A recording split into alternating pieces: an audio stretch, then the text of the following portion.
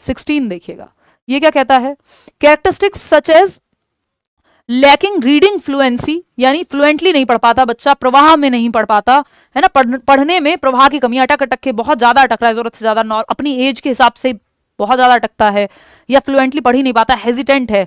याद कीजिए ईशान अवस्थी, तारे जमीन पर मूवी, है ना, कि उसको जब खड़ा किया जाता था पढ़ने के लिए तो उसके दिमाग में ऐसे उड़ के आने लगते थे शब्द, बोल ही नहीं पाता था। रिवर्जन ऑफ वर्ड्स, यानी शब्द जो है रिवर्स हो जाते हैं, जैसे 100 को वॉज पढ़ लेता है, डॉग को गॉड पढ़ लेता है, 6 को 9 पढ़ लेता है ना, ये सब होता है, रिवर्स में पढ़ लेता है, रिवर्जन हो जाता है। Tendency towards distraction are typical identifying characteristics of, बताइए। अब ये लास्ट वाला ऑप्शन देखिए, ये मत सोच लेना टेंडेंसी टुवर्ड्स डिस्ट्रैक्शन का मतलब सीधा एडीएचडी हो गया, उसके लिए और भी ऑप्शंस बताए होते, उसने कहा होता बच्चा अटेंशन में कमी है, हाइपर एक्टिव रहता है ना, उछलता कूदता रहता है, क्लास में टिक के नहीं बैठ पाता है, इंपल्सिव है, तब आप एडीएचडी कहते हैं। ये नहीं है कि अभी कह दो डिमेंशिया होता है, भूलने की बीमारी। ऑटिज्म में और भी बहुत सारी चीजें आती हैं, बच्चा स्पीच बोलने में उसको दिक्कत होती है, सोशल कम्युनिकेशन में दिक्कत होती है, रेपिटेटिव एक्शंस करता है बार बार, है ना, प्लान में या रूटीन में चेंज होता है तो उसको दिक्कत होती है। लेकिन ये सारे लक्षण जो हैं वो डिसलेक्सिया के हैं। बच्चा हेजिटेंट है, पढ़ने में उसको दिक्कत होती है, पढ़ने के अराउंड उसको एंग्जाइटी महसूस होती है, तो उसको आप पढ़ने की बजाय बाकी एक्टिविटीज के थ्रू, डायरेक्ट पढ़ाने की बजाय उसको एक्टिविटीज के थ्रू समझाएं। और ये रिवर्जन ऑफ जो रीडिंग फ्लुएंसी में रीडिंग की जो प्रॉब्लम है उसको डिसलेक्सिया कहते हैं, डिसलेक्सिक है बच्चा। ये 100 को वॉज पढ़ना, वॉज को 100 पढ़ना, या पढ़ने के लिए अगर आप कहेंगे तो ये बहुत हेजिटेशन महसूस करेगा ये बच्चा। तो की कैरेक्टरिस्टिक्स जो है, अगर डिसलेक्सिक बच्चा है तो रीडिंग फ्लुएंसी, यानी बहुत हेजिटेशन होती है उसको पढ़ने के अराउंड, बहुत खराब तरीके से पढ़ पाता है, पढ़ नहीं पाता है फ्लुएंटली या धारा प्रवाहिता में।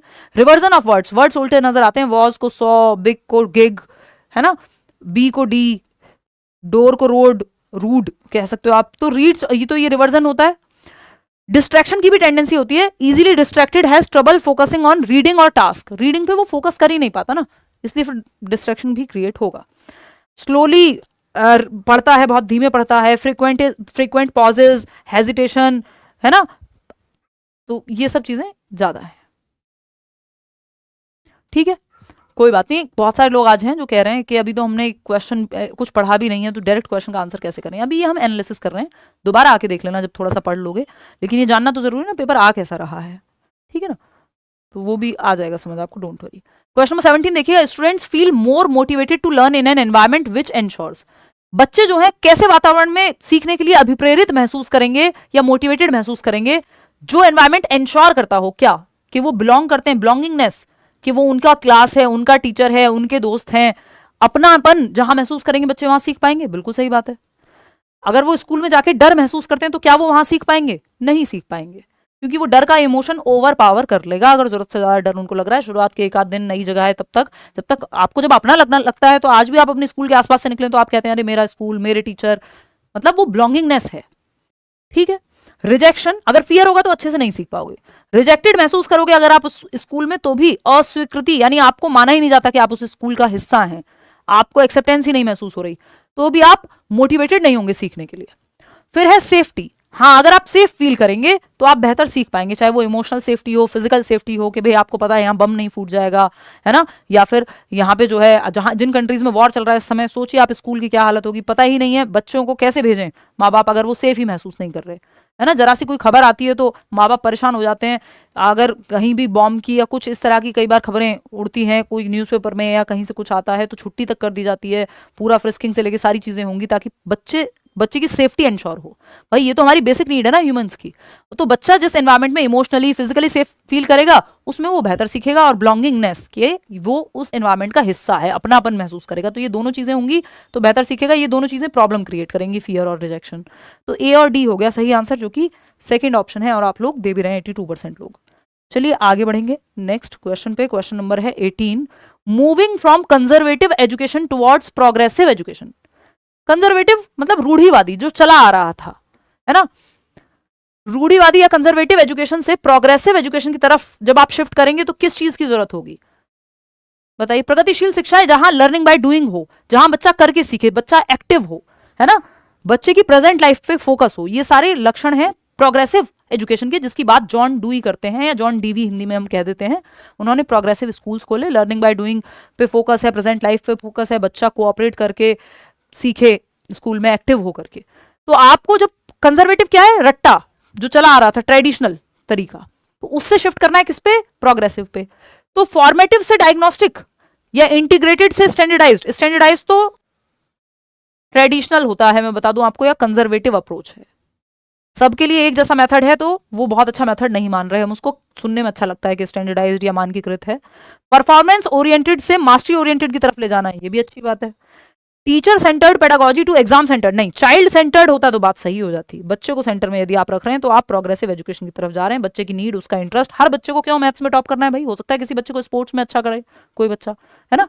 तो विराट कोहली को किसी इंटरव्यू में मैंने कहते हुए सुना था कि उनको जब वो स्कूल में थे और वो स्पोर्ट्स में बहुत अच्छा कर रहे थे, तो उनकी इंग्लिश टीचर जो शायद प्रिंसिपल भी थी उस स्कूल की, मतलब फैक्ट चेक कर लेना, बट उन्होंने ऐसी सी ही एक प्रॉपर अपनी कहानी सुनाई कि तो वो फील्ड में ज़्यादा रहते थे मोस्ट ऑफ द टाइम, क्योंकि वो स्पोर्ट्स में थे तो उनका टाइम पीरियड छोड़ के वो स्पोर्ट्स में खेलते थे। तो उन्होंने कहा कि ठीक है, वैसे वो बहुत स्ट्रिक्ट टीचर थी, डरते थे सब उनसे, बट उन्होंने देखा हाँ बच्चे का एप्टीट्यूड है और वो उस तरफ लगा हुआ है, तो उन्होंने कहा ठीक है, you excel in this only.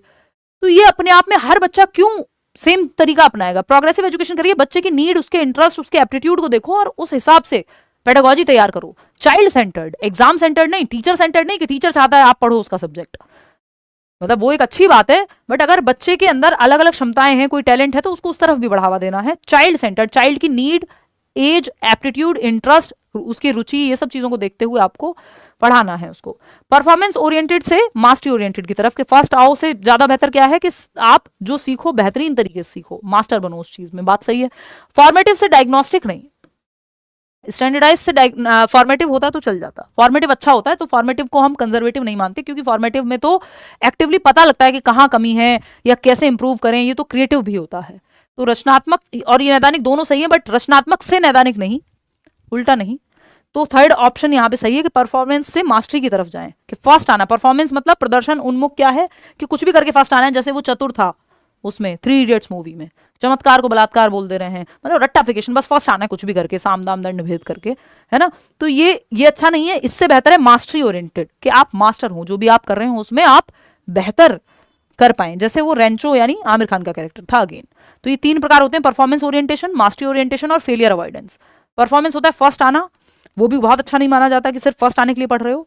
Failure avoidance होता है कि किसी तरह से फेल होने से बच जाएं, ये भी उतना अच्छा नहीं होता। मास्टरी ओरिएंटेशन बेस्ट है कि जो भी करेंगे मास्टर बनेंगे उस चीज में, सब कुछ जानेंगे। ठीक है, क्वेश्चन नंबर 19 देखिएगा, when learning new information which of the following is a helpful strategy for children to use to ensure they understand the content material. नई जानकारी सीखते समय जब आप नई इंफॉर्मेशन बच्चे को सिखा रहे हैं, तो बच्चों के लिए यह सुनिश्चित करने के लिए कि वह विषय वस्तु को समझते हैं, निम्नलिखित में से कौन सी एक सहायक रणनीति है, यानी जब आप नई चीजें सीख रहे हैं तो कौन सा तरीका हेल्पफुल होगा, ये पूछा है। तो री रीडिंग द इंफॉर्मेशन वंस, यानी जानकारी को एक बार फिर से पढ़ना, हाँ ठीक है। Asking questions and seeking clarification, question पूछना, क्लैरिफिकेशन सीख करना, स्पष्टीकरण की मांग करना, क्लियर करना, कहीं डाउट है तो बात सही है। प्रिटेंडिंग टू अंडरस्टैंड, अगर बच्चा सिर्फ दिखावा करेगा समझने का, नाटक करना, तो ये कोई अच्छी रणनीति नहीं है। Making up their own meanings for unfamiliar terms, यानी जो टर्म्स उनको पता ही नहीं है उसके लिए वो अपने मीनिंग खुद ही बना दे रहे हैं। ये रीडिंग में कभी कभी कॉन्टेक्स्ट में समझना काम आता है, बट ऐसा नहीं कि अपनी मीनिंग बना दे रहे हैं। वहां पे आपको जब अनफैमिलियर है कोई चीज तो पूछना है वहां, या चर्चा करनी है। तो ए और बी तो सही है यहाँ, जो कि थर्ड ऑप्शन है आपका। तो फर्स्ट इज राइट, 71% लोग सही जवाब दे भी रहे हैं। आगे बढ़ेंगे क्वेश्चन नंबर 20 पे। ये क्या कहता है, a teacher should create a classroom culture where students motivation to learn is primarily focused to, यानी एक टीचर को ऐसा क्लासरूम में माहौल या एक कल्चर, एक संस्कृति ऐसी बनानी चाहिए जहां पे बच्चे सीखने के लिए मोटिवेटेड हो और मुख्य रूप से किस चीज पे फोकस हो। Avoid shame of appearing ignorant, कि कहीं वो अज्ञानी दिख जाए, कोई गलती उनकी दिख जाए तो उससे बचना है, क्योंकि फिर शेम महसूस होगी, गलत है ये, है ना। गलतियां सीखने का पार्ट है, errors are part of learning. तो यहाँ पे शेम नहीं होनी चाहिए अगर गलती हो रही है बच्चे से, तो ऐसा कल्चर ना हो कि वहां पे मजाक उड़ाए अगर कोई गलत बता दे रहा है तो। कंपीट विद ईच अदर, ये फालतू की बात है, बच्चे को एक दूसरे से कंपीट करने के बजाय उसकी प्रीवियस परफॉर्मेंस से कंपीट करना है या कॉम्पिटिशन करना है खुद से, कि बच्चे की जो स्ट्रेंथ एंड वीकनेसेस हैं वो पहले से बेहतर हुआ है या नहीं, दूसरों से बेहतर हुआ है कि नहीं, ये मुद्दा नहीं है। फिर आता है understand and appreciate the process of learning, ये सही है कि जहां ऐसा कल्चर हो जहां सीखने की प्रक्रिया को समझने और उसकी सराहना करने पे फोकस हो कि भाई सीखते कैसे हैं, इस प्रोसेस को समझने को अप्रिशिएट किया जाता है और समझने पे फोकस है, अंडरस्टैंडिंग पे फोकस है। Prove their worth to others, कि दूसरों को साबित करना है देखो मैं कितना महारथी हूं। तो फिर आप अपना पूरा जीवन ऐसे ही व्यर्थ निकाल देंगे और भागते रहेंगे एक ऐसी रेस में जो आपकी थी ही नहीं, है ना। तो third option is the right answer over here, कि understand and appreciate the process of learning, सीखने की प्रक्रिया को समझना और उसको अप्रिशिएट करना, एंजॉय करना। क्वेश्चन नंबर 21 देखिएगा। असर्शन क्या है? Male characters in stories and books are often presented as strong and adventurous while female characters are shown as warm and sensitive. यानी कहानियों में और किताबों में पुरुष पात्रों को अक्सर ताकतवर और साहसी के रूप में प्रस्तुत किया जाता है, जबकि महिला पात्रों को स्नेही और संवेदनशील के रूप में दिखाया जाता है। ये बात सही है कि ऐसा होता है, और ये थोड़ा स्टीरियोटिपिकल हो जाता है, वो अपने आप में एक अलग बात है। ऐसा नहीं है कि महिलाएं जो हैं वो सेंसिटिव नहीं है या फिर वो वार्म नहीं है, है ना।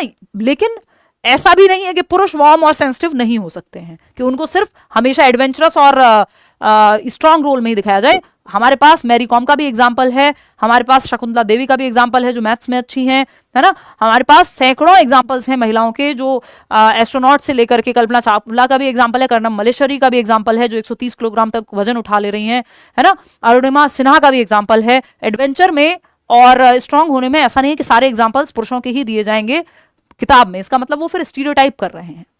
तो ये जो एग्जाम्पल्स हैं ऐसा जनरली होता है, ऐसे दिखाए जाते हैं, बात सही है। अब इस पे क्वेश्चन होने लगा है तो हर तरह के एग्जांपल्स आ रहे हैं। रीजन क्या है इसका? Schools and curriculum influence gender role identity as they are powerful agents of secondary socialisation. भाई प्राइमरी सोशलाइजेशन यानी प्राथमिक सामाजिकरण के समाज में हम लोगों को जेंडर को कैसे देखते हैं, ये सब पहले परिवार से सीखते हैं आप, प्राइमरी सोशलाइजेशन फिर स्कूल से खाता है सेकेंडरी। तो ये इंपॉर्टेंट है कि जेंडर रोल आइडेंटिटी जो है वो आपकी इन्फ्लुएंस होगी जो स्कूल और करिकुलम में आप देख रहे हैं, क्योंकि ये एक पावरफुल एजेंट है सेकेंडरी सोशलाइजेशन का। बात एकदम सही है कि अगर वो किताबों में सिर्फ महिलाओं को कुकिंग करते हुए देख रही हैं लड़कियां, तो उनकी जेंडर आइडेंटिटी वैसी ही बन जाएगी। वो सोचेंगे हाँ लड़कियां तो खाना ही बनाती हैं, वो तो पिंक कलर की ड्रेस ही पहनती हैं। तो ये आपकी मीडिया में जो आपके एडवर्टीजमेंट में दिखाया जा रहा है, जो आपकी न्यूज में दिखाया जा रहा है, जो आपके स्कूल में दिखाया जा रहा है, जो आपकी किताबों में दिखाया जा रहा है, ये इन्फ्लुएंस कर रहा है। जो घर में सिखाया जा रहा है वो तो है ही प्राइमरी, तो ये चीज इन्फ्लुएंस करती है। दोनों बातें सही है नहीं है? बिल्कुल सही है। बोथ के ये चीज इन्फ्लुएंस करेगी अगर जो भी दिखाया जा रहा है, और ऐसा होता है कि ऐसा दिखाया जाता है, तो ये दोनों ही बातें सही हैं। इसमें हम गलत किसी को कह नहीं सकते। स्टीरियोटाइप ऑप्शन में नहीं है कि उसको स्टीरियोटाइप करने की जरूरत हो, बस एक नजरिया उन्होंने बताया है कि ऐसा होता है कि जी हाँ ऐसा होता है। तो इससे क्या होगा? इससे प्रभाव पड़ेगा कि बच्चे की जो जेंडर आइडेंटिटी है वो कैसे फॉर्म हो रही है, क्योंकि सामाजिकरण से ही जुड़ा हुआ है ना जो जेंडर है, कि भाई जिस सोसाइटी में आप रहते हैं उस सोसाइटी के हिसाब से फिर वो जेंडर आइडेंटिटी फॉर्म हो जाएगी। तो अगर सिर्फ लड़कों को जो है ऐसे एडवेंचरस रोल में डाला जाएगा, महिलाओं को सिर्फ केयरिंग और वार्म रोल में डाला जाएगा, तो दिमाग में बच्चे के यही छप जाएगा लड़कियां ये करती हैं, लड़कियां वो करती हैं, है ना। फिर आप पू पे ही आपका फोकस होगा, ये नहीं आप सोचेंगे कि एडवेंचरस जो है आप बन सकते हैं, क्योंकि किताबों ने या करिकुलम ने दिखाया नहीं।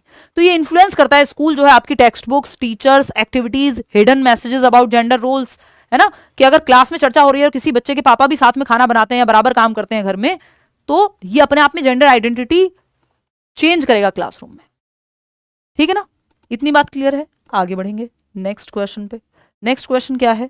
क्वेश्चन नंबर 22 कहता है असर्शन चिल्ड्रन हु आर, देख रहे हो आप 8 सवाल हैं असर्शन रीजन के इस बार के पेपर में। Children who are struggling with dyslexia have trouble in phonological processing that makes it hard to decode words. यानी जो बच्चे डिसलेक्सिक होते हैं या पठन वैकल्य से जूझ रहे होते हैं, उन बच्चों को ध्वन्यात्मक प्रसंस्करण में परेशानी होती है। यानी ध्वनि को शब्दों के साथ जोड़ के बोलने में उन्हें प्रॉब्लम होती है, फोनोलॉजिकल दिक्कत है। ये बिल्कुल सही है कि स्ट्रगल करते हैं फोनोलॉजिकल प्रोसेसिंग में, यानी वर्ड्स को या लेटर्स को साउंड के साथ रिलेट करने में, कनेक्ट करके बोलने में डिसलेक्सिक बच्चे को दिक्कत होती है, तभी तो रीडिंग में दिक्कत है उसको। बात सही है। रीजन क्या है? All children benefit from being encouraged in their areas of interest and ability. ये बात भी सही है कि सारे बच्चों को बेनिफिट होता है जब उनको उनके इंटरेस्ट एरिया में क्या मिलता है? एनकरेजमेंट मिलता है। यानी एक बच्चा जो स्पोर्ट्स में जाना चाहता है, दूसरा बच्चा जो संगीत में जाना चाहता है, तीसरा बच्चा जिसको एस्ट्रोनॉट बनना है तो वो साइंस पढ़ रहा है। तो बच्चे के इंटरेस्ट और उसकी क्षमता के अकॉर्डिंग अगर उनको एनकरेज, प्रोत्साहन किया जाए, तो वो बेहतर करने की क्षमता रखते हैं सभी बच्चे। हर बच्चे में कुछ ना कुछ स्पेशल है, उसकी रुचि है, कुछ एप्टीट्यूड है, तो वो आपको ढूंढना है कि किसमें क्या है। ठीक, तो ये बात भी सही है, ये बात भी सही है। लेकिन क्या ये बात इस बात के लिए सही है? ये चल कुछ रहा था, हो कुछ रहा है। तो देखो इसका अगर हम बात करें तो ये एक्चुअली सही नहीं बैठती कि A and R are true and R is the correct explanation. नहीं, A and R are true but R is not the correct explanation. बात हो रही थी डिस्लेक्सिक बच्चे जो हैं वो फोनोलॉजिकली प्रोसेसिंग नहीं कर पाते, उनको वर्ड डिकोड करने में दिक्कत होती है। यहां बात डिस्लेक्सिक बच्चों की चली नहीं रही, यहां बात चल रही है कि सारे बच्चों को बेनिफिट होगा यदि उनको एनकरेज किया जाए उनके इंटरेस्ट और एबिलिटी के आधार पे। अब इसका ऑफिशियल आंसर जो है आंसर की के अकॉर्डिंग सीबीएसई के वो ये है कि बोथ आर करेक्ट, जिसका एक एक्सप्लेनेशन मैं और आप चाहें तो पेडागोजी में, क्योंकि 2 + 2 4 नहीं होते, आप कैसे भी समझ सकते हैं किसी भी चीज को, तो ये हो सकता है कि हाँ ये कह रहे हैं कि डिस्लेक्सिक बच्चों की भी क्षमताओं के अकॉर्डिंग अगर उनको प्रोत्साहन मिले तो वो भी बेहतर करेंगे। बट ये बहुत ही फार फेच्ड आइडिया है। आई मीन ये एक ऐसी बात है जो हमने खुद से बनाई है। लॉजिकली अगर आप जाएंगे तो इसका आंसर ए ही होना चाहिए, क्योंकि ये दोनों रिलेटेड नहीं है, दोनों सही है, डायरेक्टली कोई रिलेशन बन नहीं रहा। अब सीबीएसई बनाना चाहे तो वो एक अलग बात है, बेशक इसका ऑफिशियल आंसर सेकंड है, बट हम फर्स्ट के साथ ही जाएंगे, वही ज्यादा लॉजिकल है। दोबारा रिपीट नहीं होगी सेम सिचुएशन, क्योंकि बहुत रेयर चांस होते हैं ऐसा, और वो भी असर्शन रीजन का क्वेश्चन तो रिपीट नहीं होगा। तो अगर आप, ये आपके अपने ऊपर है कि आपको रिस्क लेना है तो आप इसके साथ जाएं, बट ये बनता नहीं है, ऑप्शन इसका यही सही बनना चाहिए। आगे बढ़ेंगे क्वेश्चन नंबर 23 पे, 7 सवाल और हैं। What is the role of peers in the socialization process? सामाजिकरण की प्रक्रिया में दोस्तों की या पीयर्स की, पीयर्स का मतलब आपकी उम्र के लोग, अब वो आपके क्लासमेट्स हो सकते हैं, आपकी बुआ फूफा मामा के बच्चे हो सकते हैं, यानी जो लगभग आपकी सेम उम्र के हो, पीयर्स। तो सामाजिकरण की प्रक्रिया में समकक्षों की क्या भूमिका होती है? सोशलाइजेशन क्या है? सोशलाइजेशन एक प्रोसेस है जिसके माध्यम से समाज में कैसे रहते हैं, कैसे बोलते हैं, कैसे उठते हैं, कैसे खाते हैं, कैसे चलते हैं, कैसे सोचते हैं, ये सब चीजें प्रभावित होती हैं, यानी आप समाज के एक एक्टिव मेंबर बनते हैं। तो सामाजिकरण की प्रक्रिया में जो दोस्त हैं आपके, वो क्या भूमिका निभाते हैं? अहम भूमिका निभाते हैं। आपको एक व्यक्ति को जानना है, उसके 5 दोस्तों को उठा लीजिए, आइडिया लग जाएगा। हालांकि इसमें बहुत सारी कॉम्प्लेक्स चीजें हैं, बट इन जनरल ये बात कही जाती है कि you are the average of 5 people you surround yourself with, कि आप उन 5 लोगों का एवरेज हैं, औसत हैं, जिन 5 लोगों के अराउंड आप रहते हैं।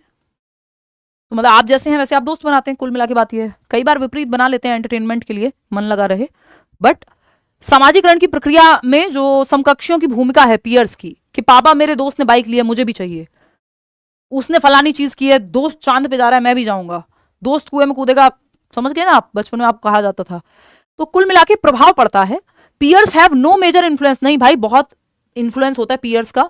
Peers have a minor influence, not at all. Peers are the primary agents of socialisation for children. Peers have greater influence, primary नहीं कहेंगे क्योंकि फैमिली है वो। Peers have a greater influence on socialisation during adolescence than during early childhood. जो ये peers का ज्यादा महत्व है वो टीनेज में बहुत ज्यादा हो जाता है, कि वो बाइक ले रहा है, वो कॉमर्स ले रहा है, वो कॉलेज में जा रहा है या जा रही है, तो मैं भी उसी में जाऊंगी। तो दोस्त फैमिली को भी कई बार सरपास कर जाते हैं कि वो इतना इन्फ्लुएंस होता है पीयर्स का। लेकिन अर्ली चाइल्डहुड में अगर आप देखेंगे तो हद से हद टीचर्स हो गए, स्पेशली पेरेंट्स का वहां ज्यादा रोल है ना। अर्ली चाइल्डहुड मतलब 2 से 6 वर्ष, और ये जो आपका एडोलेसेंस है वो 12 से 18। तो ये बात ज्यादा सही है, सिंपल। आगे बढ़ेंगे question number 24। Which of the following statements about learning is not correct? Learning के बारे में कौन सी बात सही नहीं है, नॉट करेक्ट? तो learners construct knowledge that make sense to them, बिल्कुल सही बात है। जहां बच्चा एक्टिव है वो सही है, वो गलत नहीं होता, ठीक है ना। शिक्षार्थी उस ज्ञान की रचना करते हैं जो उनके लिए मायने रखता है, सही बात है। जो मीनिंगफुल होगा, जो आपके लिए सेंस बनाएगा, जो आपके जीवन से जुड़ेगा, बच्चा उसको याद रखेगा, समझेगा, जानना चाहेगा। New learning depends on current understanding, बिल्कुल सही बात है। जो आप आज जानते हैं उसी पे तो इमारत बनेगी। इमारत बोले तो नींव जो है उसी पे तो इमारत बनेगी, यानी ओल्ड न्यू नॉलेज या प्रेजेंट नॉलेज से न्यू नॉलेज को कनेक्ट किया जाना चाहिए। ये भी सही है कि नई सीख वर्तमान समझ पर निर्भर करती है। सोशल इंटरेक्शन हिंडर्स लर्निंग, देखिए सोशल इंटरेक्शन कभी भी प्रॉब्लम नहीं बनता, ये हेल्पफुल होता है लर्निंग में, ऐसा वाइगॉत्स्की भी कहते हैं कि जब आप 4 लोगों में बात करते हैं, ग्रुप में कोई काम करते हैं, एक दूसरे से बहुत कुछ सीखते हैं, स्किल्स सीखते हैं, टॉलरेंस सीखते हैं, एक दूसरे के साथ रहना सीखते हैं, टीम वर्क सीखते हैं, तो सामाजिक संपर्क जो है या सामाजिक अंतःक्रिया वो सीखने में बाधा डालती है। ये कहना गलत होगा, और जो गलत है वही सही है, क्योंकि पूछा ही गलत था, नॉट पूछा था। The most meaningful learning occurs with in real world task, ये बात सही है कि सबसे ज्यादा सार्थक जो अधिगम होगा वो तब होगा जब आप रियल वर्ल्ड या रियल लाइफ से जोड़ देंगे लर्निंग को, तो वो मीनिंगफुल हो जाएगी। आपके लिए मीनिंगफुल क्या है? जो आपके जीवन से जुड़ा हुआ है, वो एग्जांपल्स जो आपके जीवन से जुड़े हुए हैं वो आपको जल्दी समझ में आ जाते हैं। तो थर्ड ऑप्शन गलत है, बाकी सब सही है, और जो गलत है वही सही है क्योंकि पूछा ही गलत था। क्वेश्चन नंबर 25 देखिएगा। As per constructivist approaches of learning, learning is facilitated. Constructivist जहां आ जाए मतलब बच्चा एक्टिव है, प्याजे और वाइगॉत्स्की और ब्रूनर की बात हो रही है। तो देख लो आप, बच्चा जहां एक्टिव सबसे ज्यादा वो ऑप्शन सही है। Activities are interactive and collaborative, बच्चा एक्टिव है, सही है। कंटेंट इज डिसकनेक्टेड, नहीं भाई, कनेक्टेड पढ़ाना है, डिसकनेक्टेड नहीं। पेडागोजी एक चैप्टर से दूसरा चैप्टर या प्रीवियस नॉलेज से न्यू नॉलेज कनेक्टेड होनी चाहिए, पृथक नहीं होनी चाहिए, ठीक है ना, ये गलत हो जाएगा। पेडागोजी इज टीचर सेंट्रिक, नहीं भाई साहब, पेडागोजी चाइल्ड सेंटर्ड होनी चाहिए। टास्क्स आर इनकोहेरेंट, अभी बताया था कोहेरेंट होने चाहिए, एक दूसरे से जुड़े हुए, इनकोहेरेंट नहीं होने चाहिए, है ना।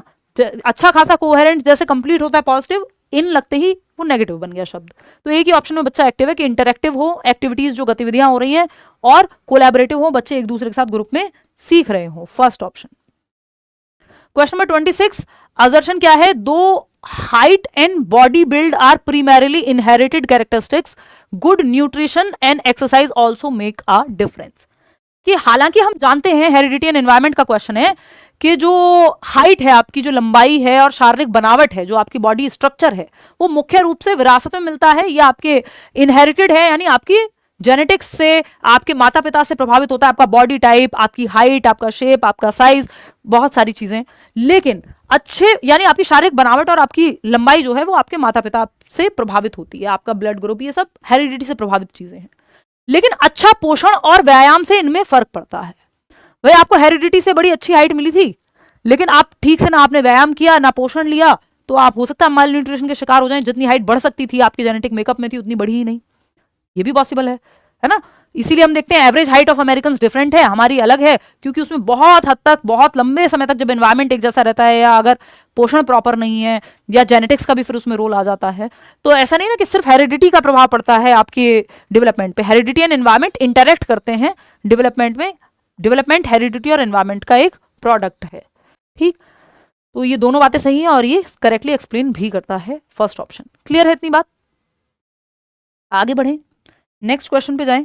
क्वेश्चन नंबर 27 देखिएगा, in an inclusive classroom adaptation should be made in, एक समावेशी कक्षा में अनुकूलन किया जाना चाहिए, कैसे अडेप्ट करें, यानी चेंजेस कैसे लाए जाने चाहिए।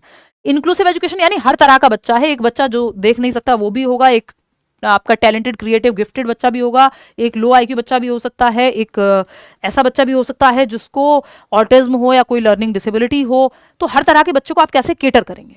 तो पहला ऑप्शन है learning goals should be made in learning goals. Adaptation अगर आपको लाना है, हाँ, अधिगम के लक्ष्य यानी लर्निंग गोल्स बनाए जाने चाहिए अलग अलग तरह के बच्चों के लिए, उनकी नीड, उनके एप्टीट्यूड के हिसाब से। टीचिंग लर्निंग स्ट्रेटजीज आपको अलग अलग अपनानी है, ये बात भी सही है।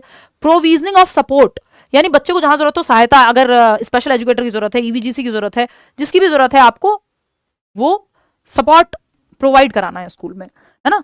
कि एक बच्चा है जो भाई 4th फ्लोर पे नहीं जा सकता चल के, तो रैंप हो स्कूल में, कम से कम उसकी व्हीलचेयर वहां तक पहुंच पाए। असेसमेंट, आकलन भी ठीक चीज है। तो ABCD 4th ऑप्शन, ये चारों ही पॉजिटिव बातें हैं समावेशी शिक्षा की जब बात आती है, कि ये सब अडेप्टेशन में अगर ये सब चीजें चेंजेस हम लाएंगे तो हर तरह का बच्चा सीख पाएगा एक छत के नीचे, जो कि इंक्लूसिव एजुकेशन कहती भी है। क्वेश्चन नंबर 28 देखिएगा, विच of the following does not come under the category of sensory impairment. देखिए सेंसरी इंपेयरमेंट 5 सेंसेस होते हैं आपके, वो 5 सेंसेस के अलावा कौन सा एक इंपेयरमेंट है या बाधिता है या अक्षमता है जो आपको ढूंढना है। तो विजुअल अगर किसी को दिक्कत है या कलर ब्लाइंडनेस है, तो ये 5 सेंसेस में से एक सेंसेस है, विजुअल सेंस हो गया आपका, है ना। दूसरा क्या है, डिस्ग्रेफिया है। डिस्ग्रेफिया होता है राइटिंग डिसऑर्डर, और ये एक न्यूरो डेवलपमेंटल डिसऑर्डर्स हैं ये डिस्ग्रेफिया। ऐसा नहीं है कि बच्चे के देखने में या हाथ में या किसी सेंस में प्रॉब्लम है, ये न्यूरली उसका ब्रेन का जो स्ट्रक्चर है या वायरिंग है वो उस तरह की है। तो ये सेंसेस की दिक्कत नहीं है, ये आपके 5 सेंसेस की दिक्कत नहीं है, लेखन वैकल्य। श्रवण में कठिनाई, तो ये तो आपका सेंस, देखिए ये आपका विजुअल सेंस हो गया, ये आपका ऑडिटरी सेंस जिसको कहते हैं, सुनने में दिक्कत, 5 सेंसेस में से एक है। दृष्टि की आंशिक हानि यानी पार्शियल लॉस ऑफ विजन है, ये भी आपका विजुअल है। तो वो जो आपके 5 सेंसेस होते हैं, यानी सुनना, स्मेल करना, टेस्ट करना, टच करना, है ना, ये आपके 5 सेंसेस, आईज, टंग, बचपन में पढ़ाई है ना आपने, ईयर, स्मेल, टेस्ट, ये सब जो मिलके टच एंड फील, ये 5 सेंसेस के अलावा जो है तो वो डिस्ग्रेफिया है, जो सेंसरी इंपेयरमेंट में नहीं आएगा, ये अपने आप में लर्निंग डिफिकल्टीज में आता है, जो neuro developmental disorder, neuro developmental problems की वजह से होती हैं। क्वेश्चन नंबर 29 देखिएगा, इसका मतलब ये बिल्कुल नहीं है कि जिसको डिस्ग्रेफिया डिसलेक्सिया है उसके IQ में कमी होगी, नॉट नेसेसरीली। क्वेश्चन नंबर 29 देखिए, सेकंड लास्ट क्वेश्चन है, NEP का एक क्वेश्चन आ गया है बहुत दिनों बाद इस बार के पेपर में। आसान सा क्वेश्चन है। National education policy 2020 emphasises on transforming assessment bye. आकलन में क्या बदलाव करने की बात की है नेशनल एजुकेशन पॉलिसी ने? बिल्कुल आसान लड्डू क्वेश्चन, आपको स्टैंडर्ड से फॉर्मेटिव की तरफ ले जाना है जहां बच्चा एक्टिव हो। डीवैल्यूइंग सोशियो कल्चरल कॉन्टेक्स्ट, यानी बच्चे के सामाजिक सांस्कृतिक संदर्भ को अवमूल्यन कर दो उसका, यानी जिस समाज जिस संस्कृति से वो आ रहा है उसको नीचा दिखा दो, नहीं। Executing summative form of assessment, नहीं, एसए से एफए की तरफ ले जाना है, फॉर्मेटिव की तरफ, उल्टा नहीं करना। योगात्मक से किसकी तरफ ले जाना है? रचनात्मक की तरफ। ये कह रहे हैं योगात्मक की तरफ ले जाओ, सॉरी।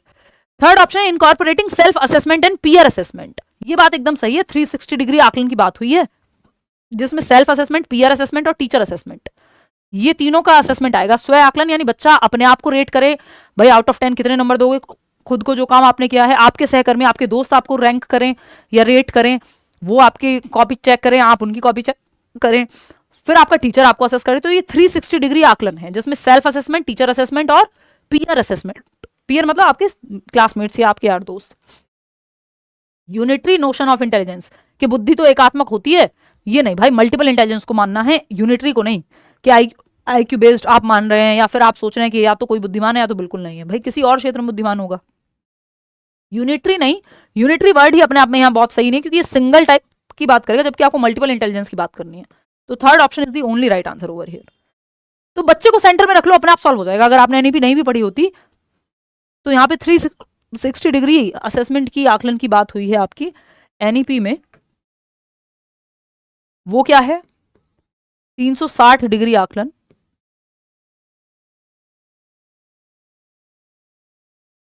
ठीक है, टीचर असेसमेंट यानी टीचर आपका आकलन करे,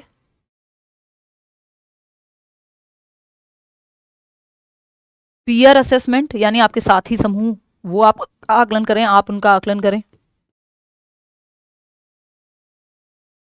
और सेल्फ असेसमेंट आप खुद का आकलन करें, आप खुद को कितने नंबर या कितना आंकते हैं किसी एक स्किल में। तो ये 360 डिग्री हो गया, इसको एनईपी प्रमोट करती है। लास्ट क्वेश्चन आज के लिए, following Lev Vygotsky's ideas are teacher decided to give hints and cues देने का डिसाइड किया एक टीचर ने, जब वो वाइगोत्स्की की थियरी को फॉलो करते हैं और वाइगोत्स्की कह रहे हैं हिंट देने चाहिए जहां बच्चा अटके, यानी स्कैफोल्डिंग दो to the students who were stuck on a given problem and let the students try to solve the problem again. जहां बच्चे अटक रहे हैं उनको हिंट दो, क्यूज दो और खुद से कहो कि दोबारा से सॉल्व करो हिंट मिलने के बाद। By doing so the teacher is practising the concept of assimilation का कॉन्सेप्ट है ही नहीं वाइगोत्स्की का। कलेक्टिव मोनोलॉग की बात भी प्याजे करते हैं, एसिमुलेशन की बात भी प्याजे करते हैं। कलेक्टिव मोनोलॉग कभी और बात करेंगे। कलेक्टिव मोनोलॉग बेसिकली होता है कि जब आप प्रेयर में 2 एकम 2 2 दूनी 4 या हम होंगे कामयाब गा रहे हो, तो कोई किसी से बात नहीं कर रहा लेकिन सब बोल रहे हैं क्लास में। ऐसा होता है ना, क्लास में सब बोल रहे होते हैं, जब आप क्लास के अंदर एज अ टीचर एंट्री करते हैं सब बोल रहे हैं, कोई किसी से बोल रहा हो नहीं बोल रहा हो, एक ऐसी कलेक्टिव आवाज है, सब अपना आप अपना ही बोल रहे हैं कुछ। फंक्शनल फिक्सनेस तो ये खराब तरीका प्रॉब्लम सॉल्विंग में हिंड्रेंस बनता है।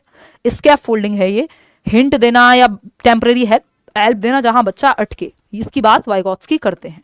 तो fourth option is the right answer.